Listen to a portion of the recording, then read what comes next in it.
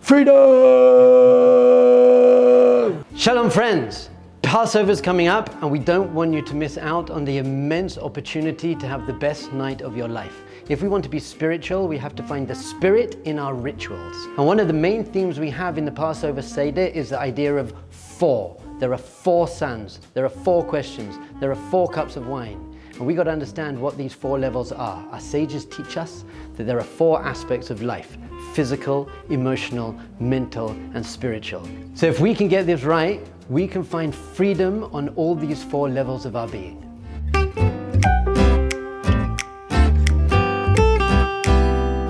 So the theme of Passover is freedom. The Jews were slaves in Egypt and then they became free. How's that relevant to us today? Because we're all slaves to something. We're a slave to what other people think about us. We're a slave to money. We're a slave to our phones. We're a slave to our physical desires and our ego desires. So Judaism says we have this amazing opportunity on this night to break free. But it's not only freedom from the things holding us back, it's freedom to live an amazing life, to live an empowered life, to come to the promised land. In today's video, you're going to hear from 3 Aish educators about these 4 aspects: 4 sons, 4 cups, and 4 questions, and how you can use them to empower your life.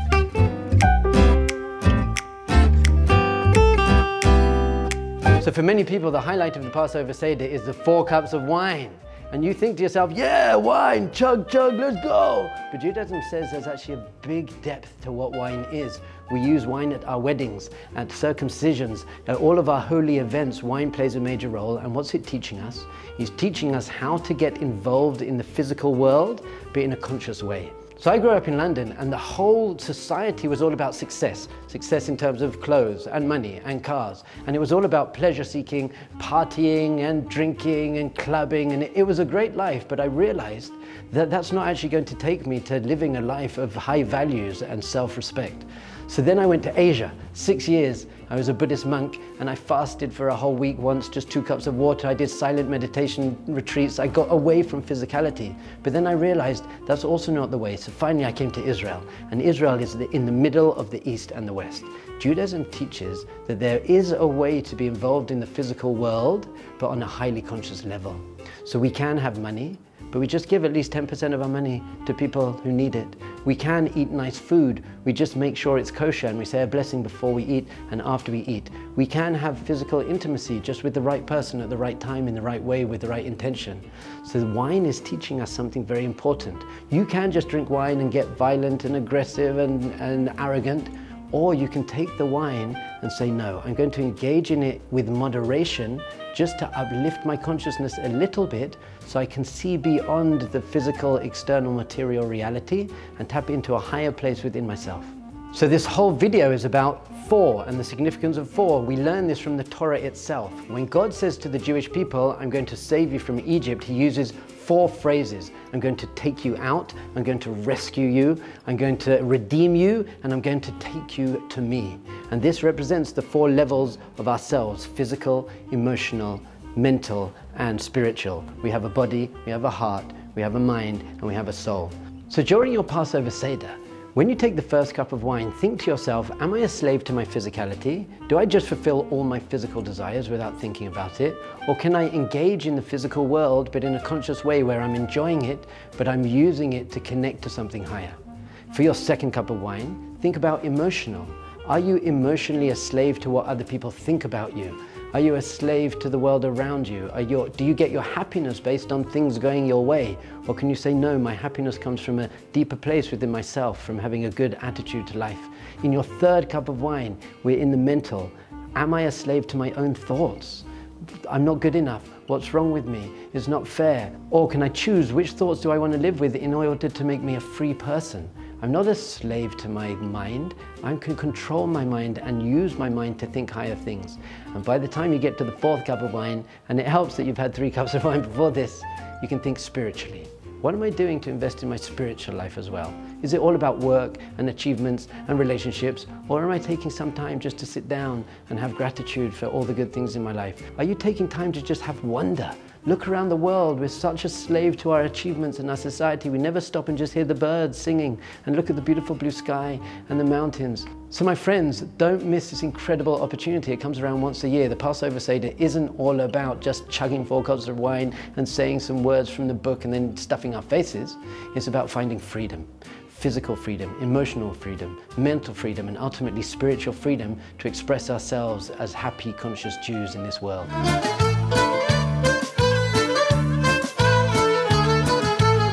We're going to discuss today the concept of the 4 questions at the Seder. Many of you have children that may know this song, may not know this song, but a lot of children do know the song of Ma nishtana.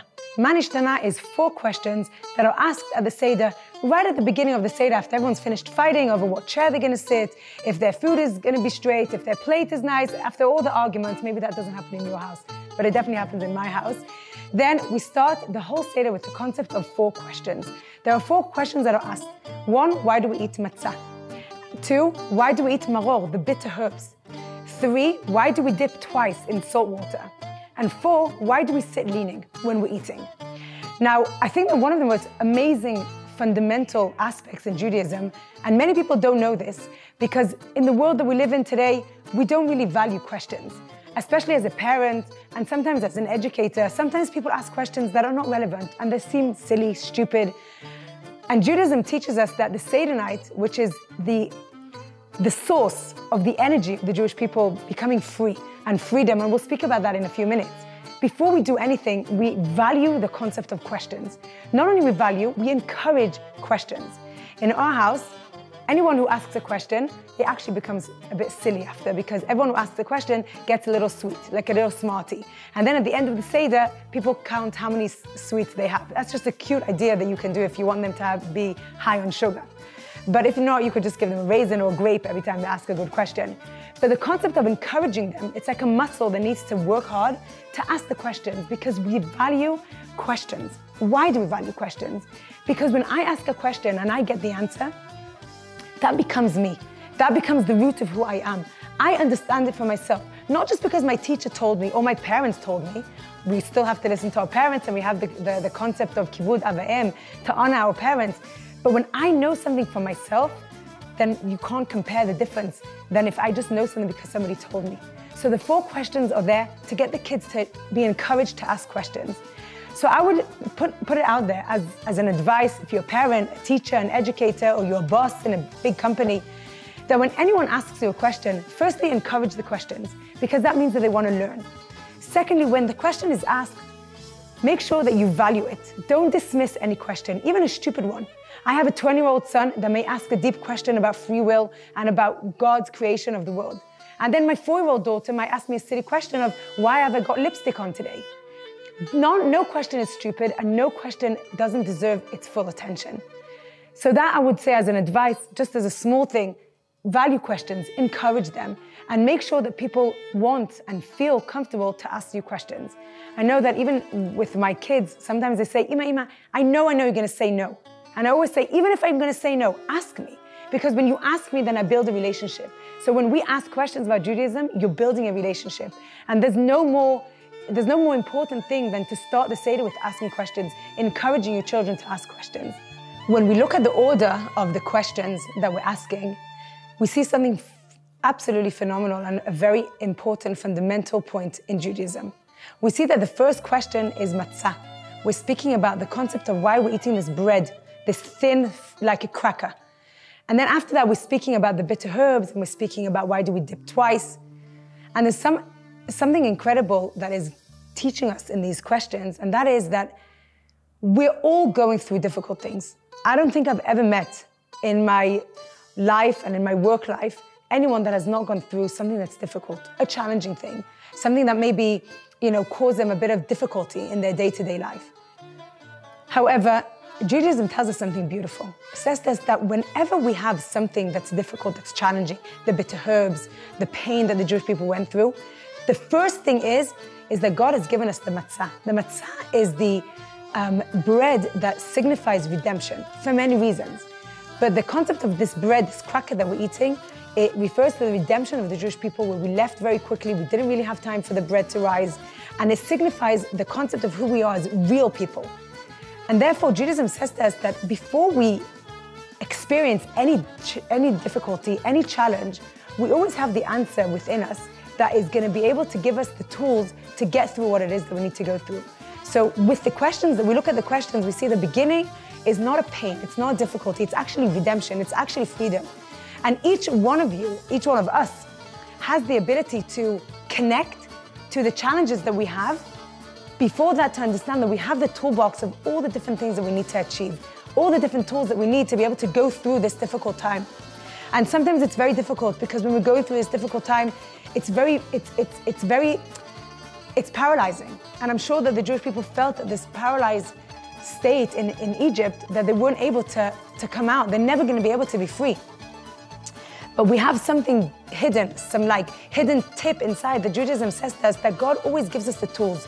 No one has anything that they're experiencing that they don't have the tools to be able to go through. So if I have something that I'm going through, a difficult challenge, then I have to look at the questions at the seder, at the Leil Seder, the Seder night that we're sitting together, and so many things that we're learning. The foundation is to give us the boost to continue and to be free and to live. So when we look at the questions and the order, we see that the matzah, the bread, which signifies freedom, is first, because each one of us has that freedom within us. We just need to find it. And sometimes it's more difficult than other times and more challenging than other times. But we have the ability to find those answers and to be able to understand how I can get through what I need to get through.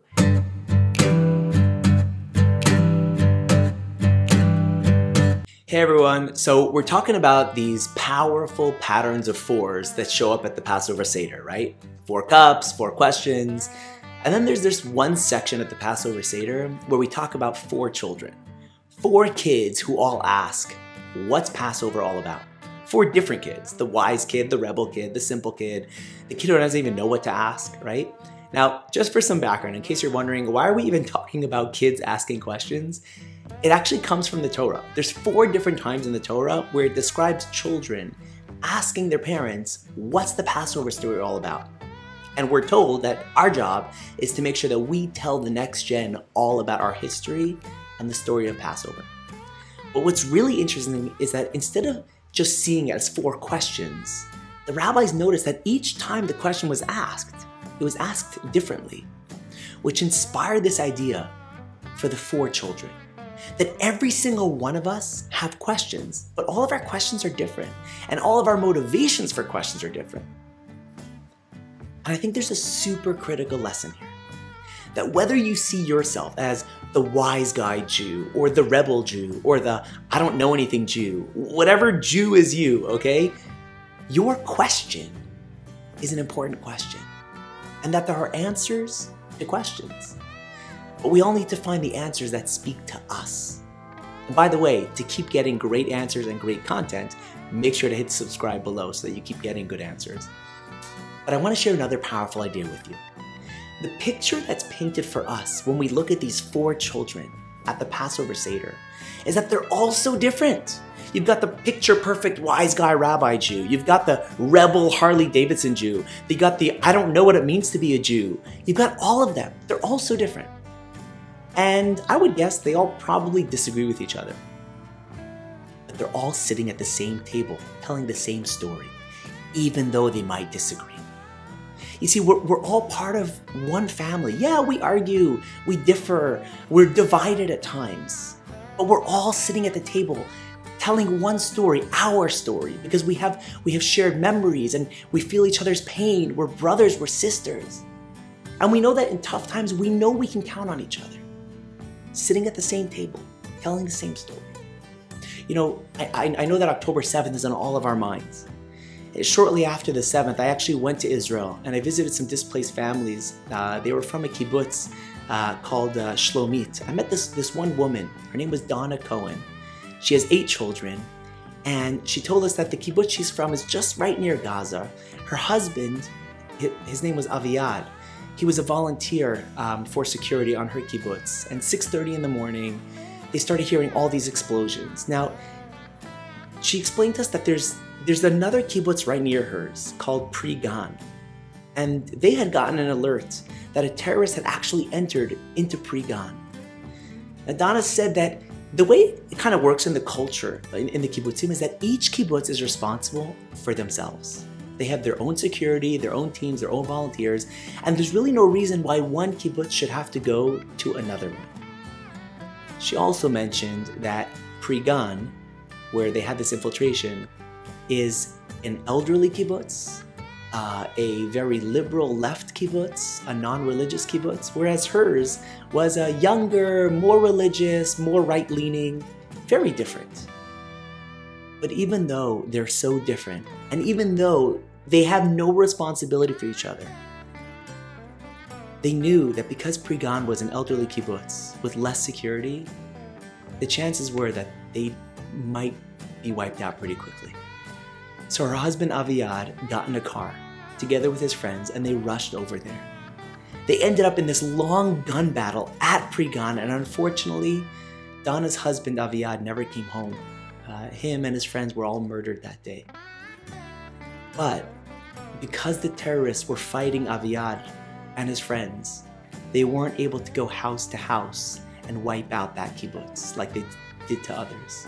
He literally saved hundreds of people. And Donna said to us that this was really my husband. He never looked at what kind of yarmulke head covering you had, whether it was white or black, or whether you were wearing one or not. He just saw Jews. You're right, you're left, you're religious, you're not. And I'll never forget when she said to us, please, she said, in memory of my husband, love your fellow Jew, accept them, have unity, because we're one family. The truth is, Jews will always be different. And unity doesn't mean that we're all the same. We're all gonna be different. What unity means is that I can sit at the table together with you. I can talk with you. I can even love you, even though we're different. And sometimes, because we're different. Learn from each other, support each other because of our differences. You know, October 7th brought us together as one family. I think the question that's kind of on every Jew's mind right now is, yes, it brought us together, but how do we stay together? I think this is a question that you can bring to your seder, to bring to your table, and to discuss it with those around you. How do we have unity without uniformity? We'll never all be the same. But can we be together and unified anyway? I hope you bring this question to your seder, and I'm actually curious to hear what you think, so feel free to leave a comment and write below. Enjoy, and wishing you all a happy Passover. So unbelievable. Now you've heard about the power of four and the theme of four in the Seder. And if you didn't think you could get any deeper and more beautiful and profound than that, listen to this. Our sages teach us that there's a secret fifth. There's a fifth language of redemption, and I will bring you to the land of Israel. There's a fifth level, physical, emotional, mental, spiritual, and unity, God conscious. There's a fifth question, how do we cook the food? There's a fifth cup, the cup of Elijah, but there's also a fifth child. And the fifth child is the one who doesn't come to the Passover Seder at all. They don't have access to Jewish wisdom. They're not connected to their Judaism and their Jewish identity, and we all know lots of Jews like that, our brothers and sisters. So please share this video with your friends and your family and people you know who just don't get to tap into this beautiful wisdom. Invite them to your Passover Seder. So just like 3,000 years ago when the Jewish people left Egypt and we became a nation with a mission and a purpose to bring light and love into the world, so too, if we can use this ancient wisdom that's still relevant today, to be the light unto the nations that we're meant to be. So there we have it, my friends. You understand about Passover, and it's going to be the most deep, meaningful, beautiful, profound Passover of your life. If you haven't already, like this video and share it with everyone you know. But more importantly, subscribe right now, because we're going to be pumping out content that's completely going to change your life. Relationships, happiness, spirituality, meditation, business, success, money, Jewish belief, Jewish practice, everything you need to know to live an amazing life. Subscribe right now. We love you.